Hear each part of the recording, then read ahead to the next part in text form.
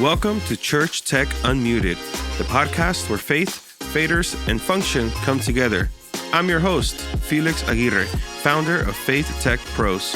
Whether you're mixing front of house, managing live streams, or training volunteers, this show brings you real-world advice, tech tips, and stories to help you serve with clarity and confidence. Let's dive in. Welcome back to Church Tech Unmuted, where we dig deep into the tech that keeps Sundays running smooth. Once again, I'm your host, Felix Aguirre from Faith Tech Pros. Today, we're talking about something that either builds your weekend momentum or breaks it before service even starts: Soundcheck. A smooth soundcheck isn't just about gear, it's about systems, expectations, and how your team communicates. Great churches don't sound better by accident, they check smarter. Whether you're a veteran MD, a volunteer tech, or a church still figuring it out, this episode will give you a soundcheck framework that works, plus tips, tools, and what not to do. Let's dive in. Let's start with why soundcheck fails in most churches. This could be for many reasons. I've personally experienced many of these reasons, but just to name a few, it could be due to no plan or structure, or musicians showing up late, or your tech team is still troubleshooting gear. It could also be due to no gain staging done beforehand. And maybe everyone's guessing levels instead of locking them. This leads to chaos, frustration, and at least 20 minutes of line checking that should have happened way earlier. I like to advise to many churches to include this sound check as part of their rehearsal, whether they're having a rehearsal during the week before Sunday, or maybe your church is like my church where we don't really have a rehearsal date. We just sound check about 2 hours before service starts. And that includes a sound check. It includes rehearsal. It includes dialing in transitions. It includes everything that we would do in the rehearsal. We just happen to do it the morning of or the evening before service.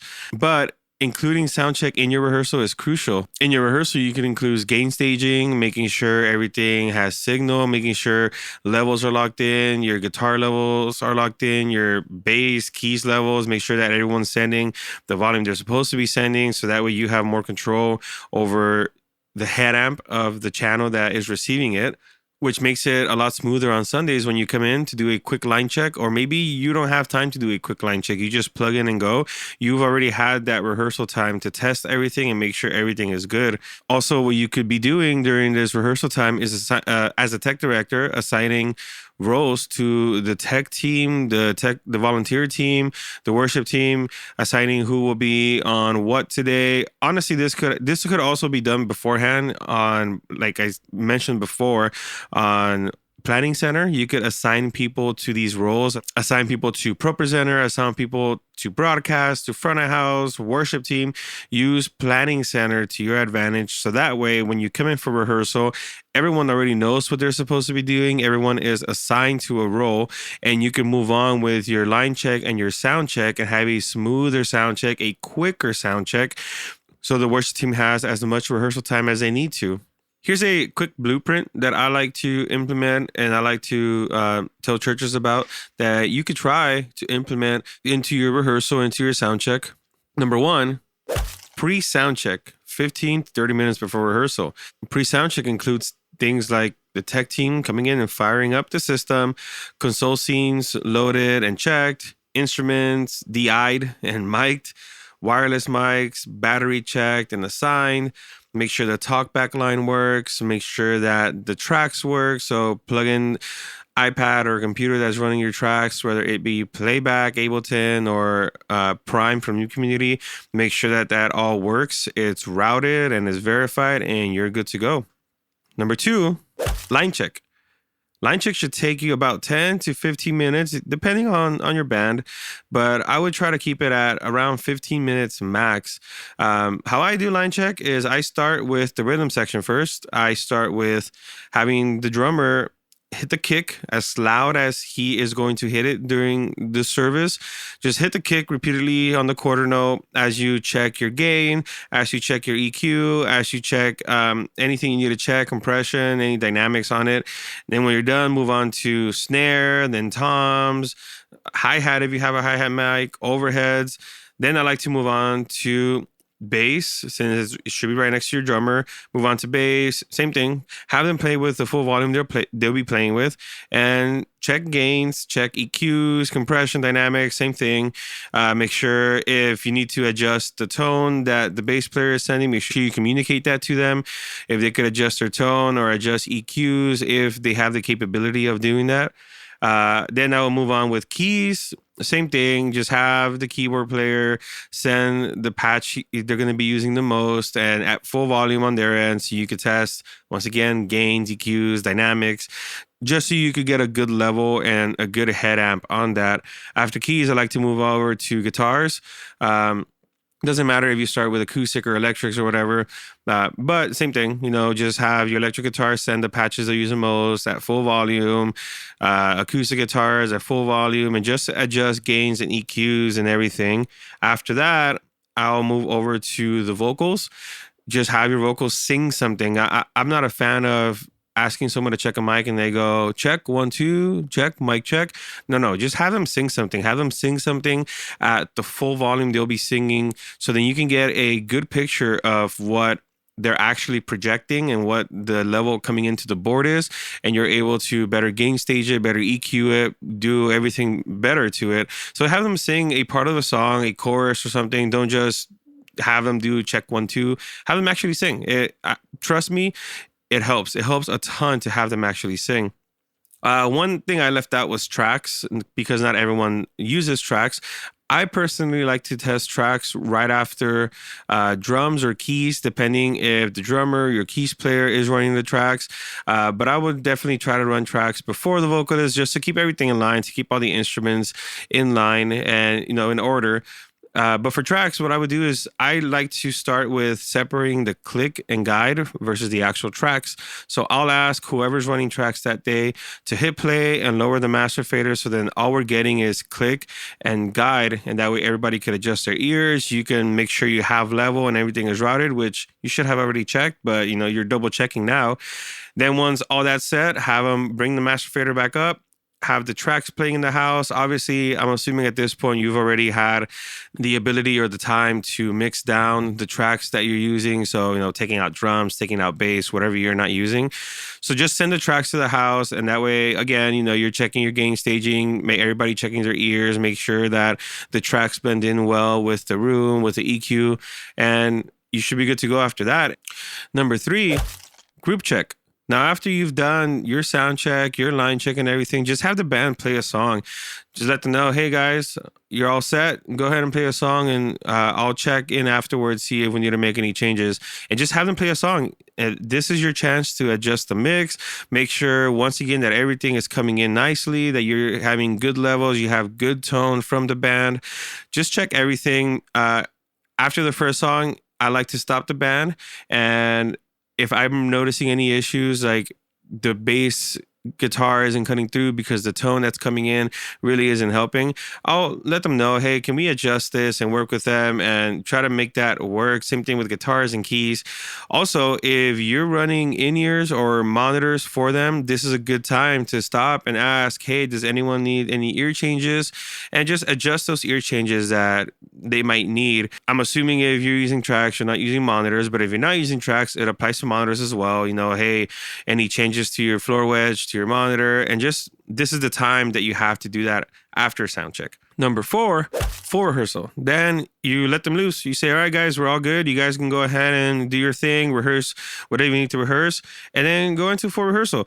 What I like to do during rehearsal is I like to take notes of what the band is doing, taking notes of transitions they're practicing. Like during the rehearsal, if you want to mix, that's okay. But I personally don't like to really mix during the rehearsal because their ears and their monitors are set. So you can have your master fader down in the house and it won't bother them because they're hearing everything in their ears.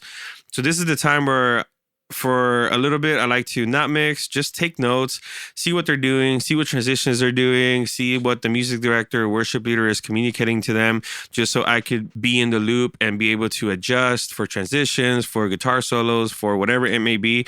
So this is the time to do that, because when you're during service on Sunday or during the week, That's when you will take those notes and implement it into your mix. That's when you're mixing. That's when you know, hey, this transition's coming up, or this solo's coming up, or I remember the worship leader said this to this person about whatever, and you're able to adjust for that. So during the actual rehearsal, I like to just sit, watch, listen, mix a little bit, just to get the feel of what the band is doing, to get an idea of everything. But it's a good idea to take notes and make sure you're ready to go for Sunday. I have some pro tips for mixing and monitoring here. Some tips to speed up the process of all this is, number one, using naming templates on your console. Just have everything labeled. I've mentioned it before. Labeling is key. Just have everything labeled on your console.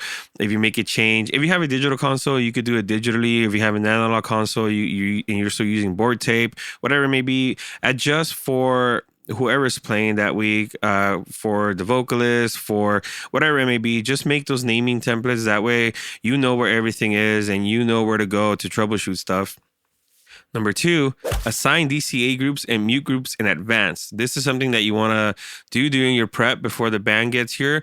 That way, you're not taking time away from sound check, from line check, and during the rehearsal, you're able to sit and listen and take notes, and you're not worrying about assigning DCAs, assigning mute groups, making the flow better for you.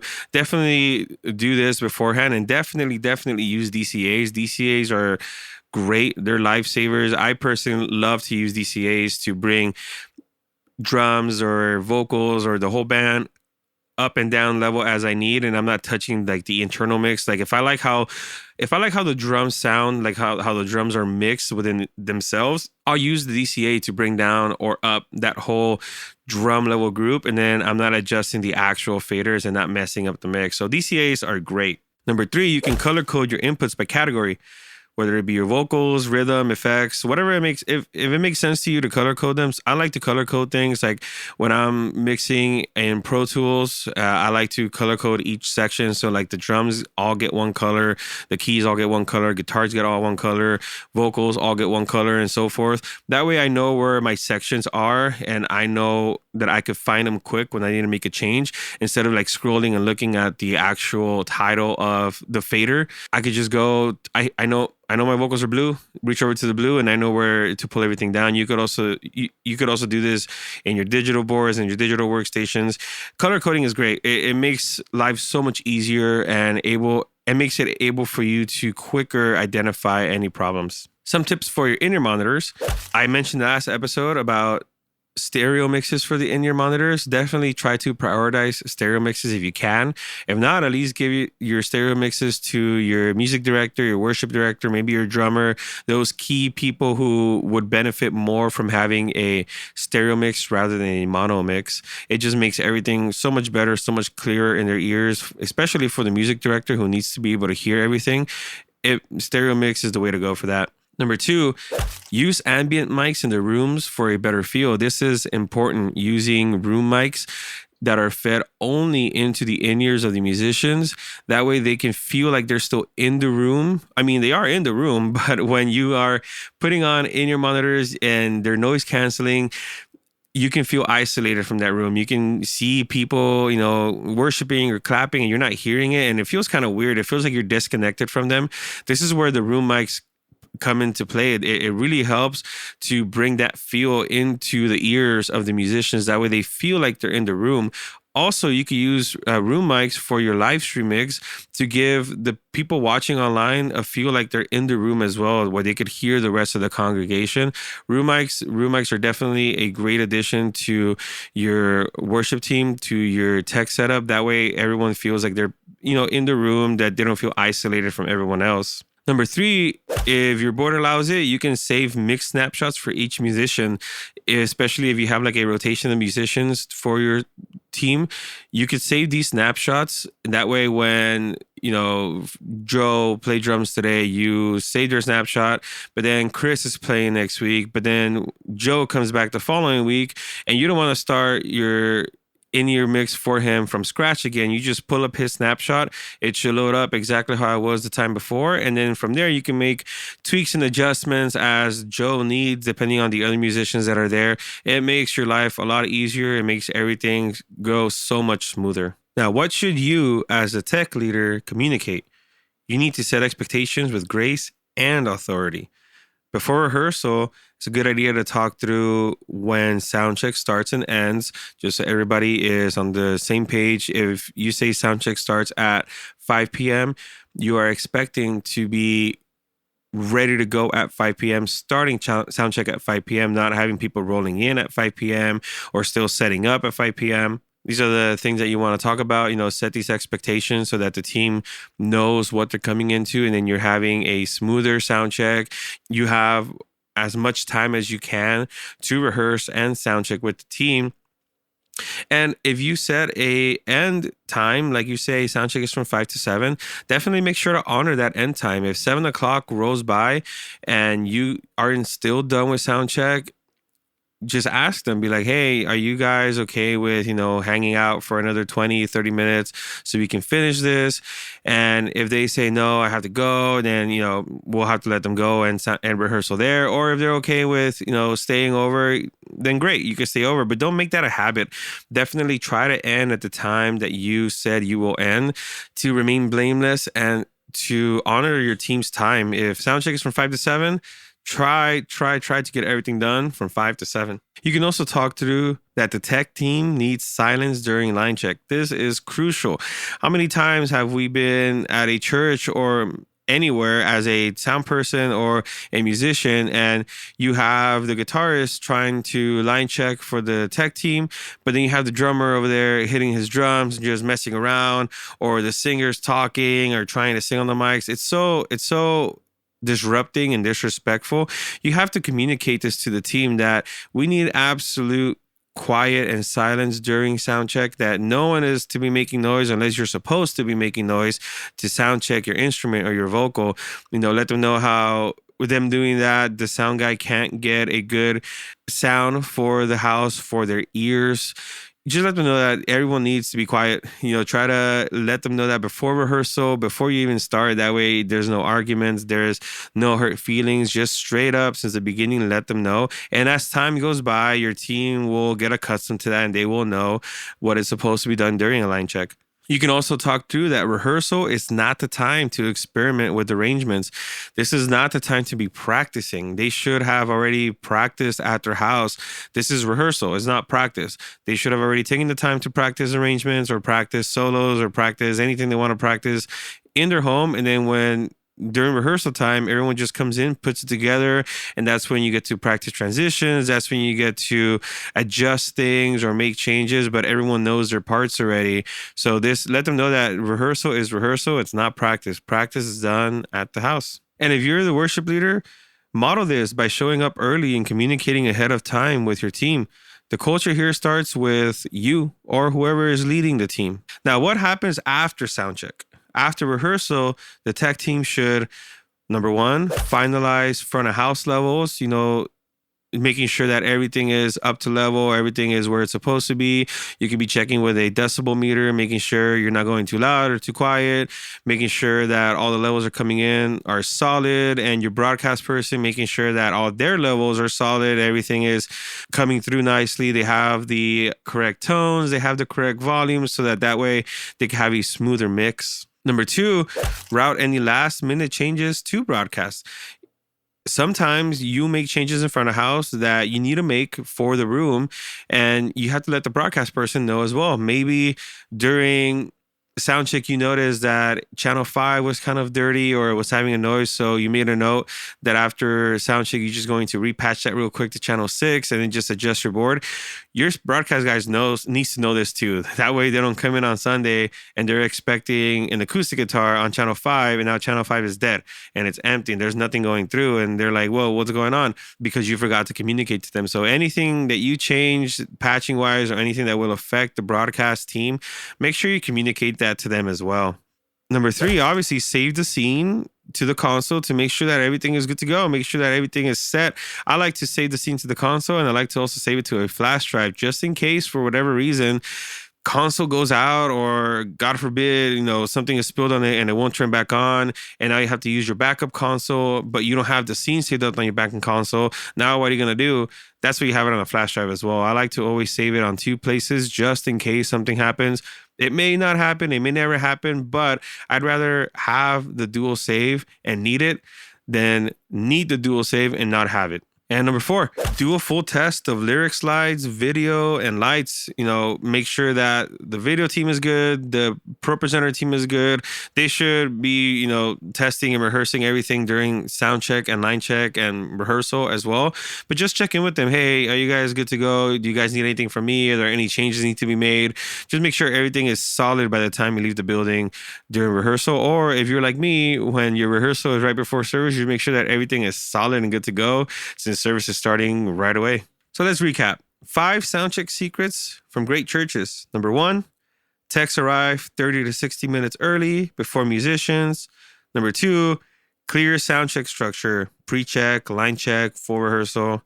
Number 3, everyone knows their role. Techs aren't chasing cables mid-rehearsal.